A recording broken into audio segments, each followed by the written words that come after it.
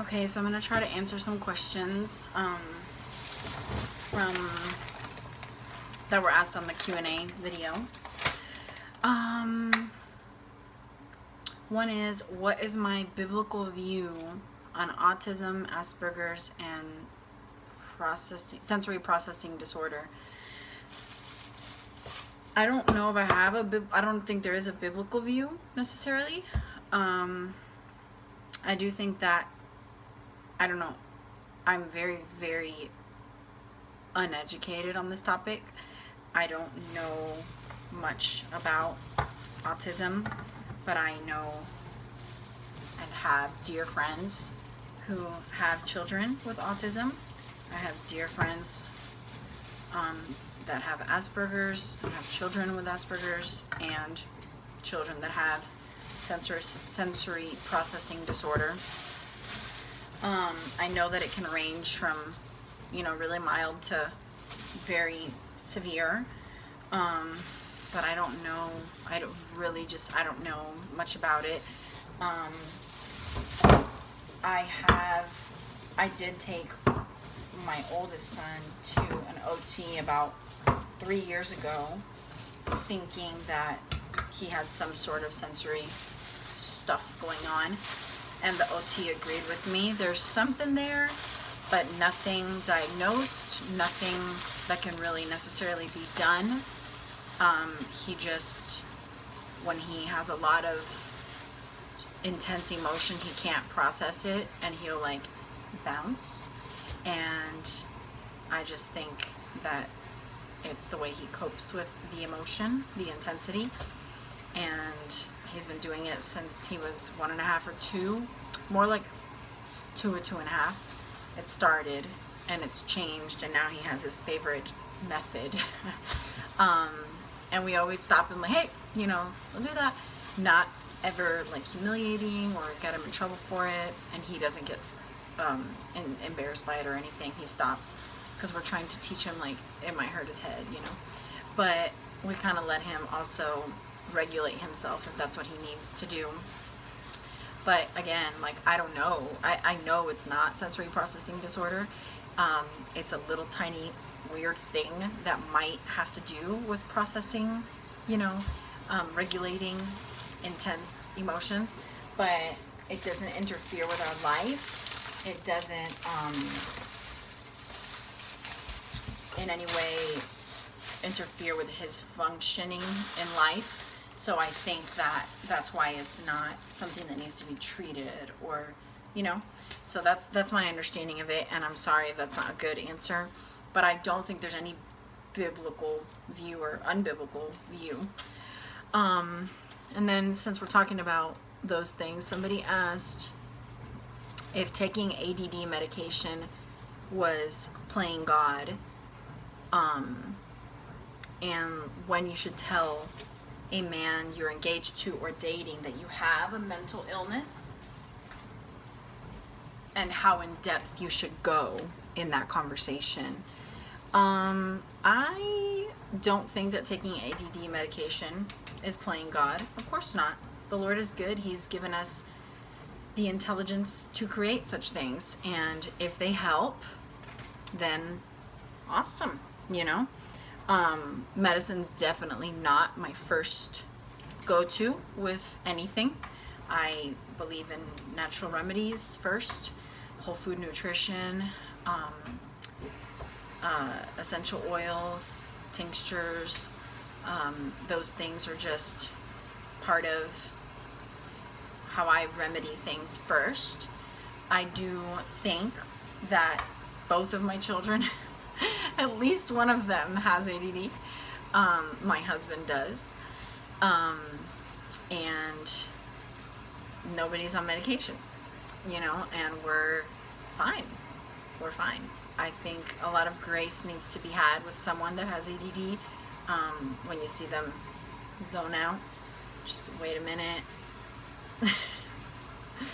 Hey, I'm still talking, and get them back, in tune with you, and keep going. And honestly, I praise the Lord that I am my children's teacher, because I'm going to have the patience and the time that no teacher in the regular school system would have to educate them. So I'm so thankful that God put it in my heart before I even had kids to homeschool, because He's the one that knew that they would have the attention span they have.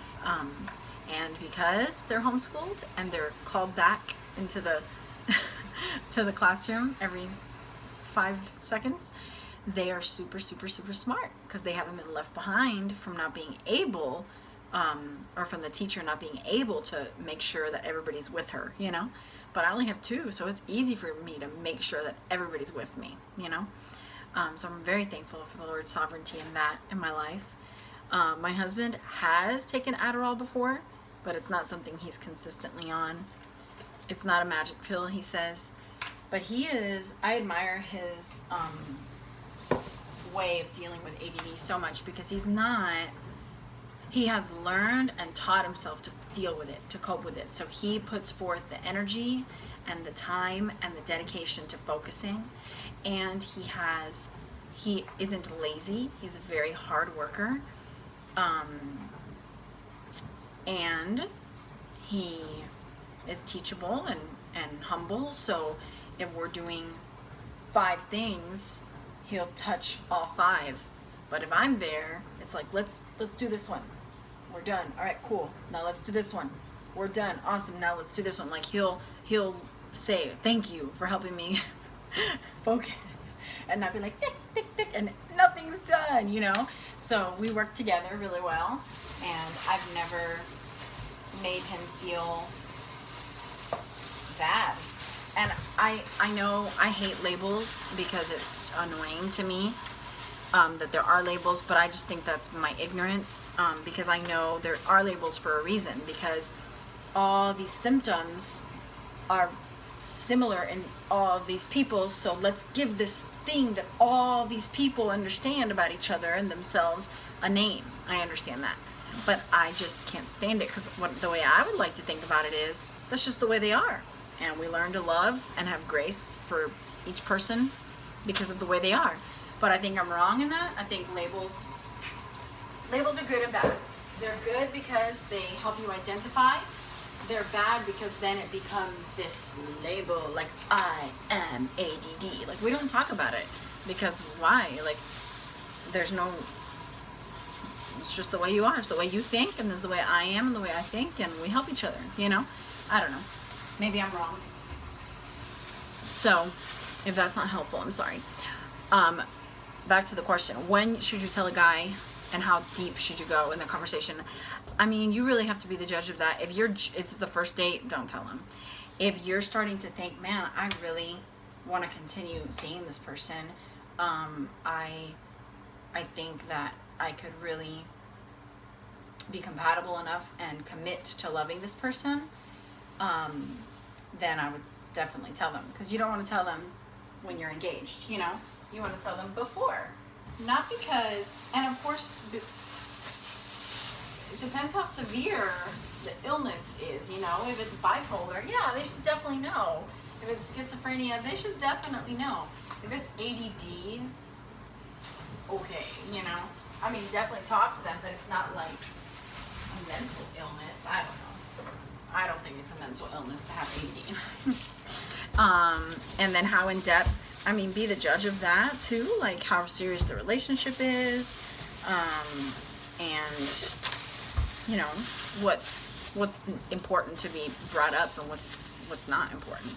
I don't really know from personal experience how, you know, if it's just explaining what ADD is, then maybe you can just go over the struggles that someone with ADD has, and maybe you can share when you knew something was up and how you cope with it, and how people can best help you in your life, you know. So I don't know. I think that there isn't a wrong way. The only thing I would advise not to do is be on your first date and be like, I have this thing and this is, you know, just don't lay it all out for them on your first date. And especially if you're not going to continue to see them and there isn't this mutual affection that this relationship's going to grow, you know. Vaccinations. I knew this would come up, but it's okay. No, we don't vaccinate. And I've never made a video about it because I know what will happen. People will go insane. Everybody has their own reason why they do or don't vaccinate. Ours are several. The first thing that got me uneasy about vaccinating is pumping all this stuff into my newly born infant's little body. Then I started researching what was in the vaccinations, and that's when I was like, I don't want that in my child. You know, there's mercury, and that messes with your neurons. There's animal parts, like monkey brain serum and lamb stuff serums and all these weird cheap fillers. And there's aborted fetuses. I don't want that in my child. Sorry. So obviously, if there was crazy viruses all over the place and everybody was sick and we were really, really, really at risk, I would maybe deal with the fact that I have to have that in my child, and I would do it. But there isn't. Most people vaccinate, and so if they work, then they're safe, right? So then mine are safe, because you're not going to get it because you vaccinated. So if I get it, you won't get it because you vaccinated, and you shouldn't get it because you vaccinated, so then you can't give it to me, right? Right. The other reason is because throughout history, you see these viruses pop up, and yes, people die, and all these people get sick, and then our bodies, because God is so amazing, grows immune to them, and you see that graph plummet.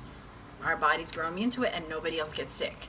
And then after that, after our bodies have done what God designed our bodies to do, the vaccine comes out.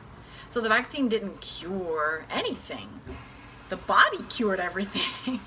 The vaccine just prevents it, supposedly, because people get stuff all the time, even after being vaccinated. Another reason is I think there's a lot of unnecessary vaccinations. We're not going to die from chickenpox. You know, isn't chickenpox just a part of childhood? I mean, it was part of my childhood and everybody that I know. I don't understand what the big deal is about chickenpox. I know that you might get shingles later, but I mean, it's okay. We're not going to die from shingles or chickenpox. So it just goes hand in hand with our easy life worship. You know, we want everything to be easy. We want minimal suffering. We want easiness. And these quick shots just makes you think, oh, good, everything's going to be easy and fine. But in reality is, I'd rather just run the very, very, very, very, very small risk that we're going to get something, whooping cough. And if we do, run the very, very, very, very low risk that we're going to die from it and live through it and be immune to it. And that's okay. And through that, the Lord can teach us, sanctify us. It's a trial, it's a tribulation, it's suffering, and we'll grow in our faith. Of course, if we were going to be missionaries or send our children, you know, overseas, we would probably vaccinate. And at that point, if I ever, you know, when we meet that time in our life, when our kids are going to college or they're traveling where they should vaccinate, we will deal with that when we get there. I will say, just because I feel this way now, and just because of the decisions we've made up until this point, does not mean that I never revisit our decision. It's not like we decided, we're done, moving on. We think through this frequently. We talk about it every now and then, like, are we still good on our decision? Is this still what we want to do? Why did we decide this? Still feeling good about it? Awesome. You know, it's not like we did it because it was a fad. No. And I'm sure everybody expects when you hear someone say they don't vaccinate that they're going to say because of autism. I don't know what I think about that. Maybe it does help and cause it. Maybe it doesn't. There's a lot of people with autism that don't vaccinate. There's a lot of people with sensory processing disorder that don't vaccinate. Vaccinations are not the only cause of these things. Our environment are too, contributing to that. So maybe vaccinations definitely contribute to that, but I wouldn't say it's the cause. But I wouldn't be surprised if they were part of the cause, you know. So that's our decision. I totally respect everybody else's decision. Please respect ours. And somebody asked if I think the gifts of the Spirit still apply today or if they died with the apostles. The gifts of the Spirit, specifically referring to speaking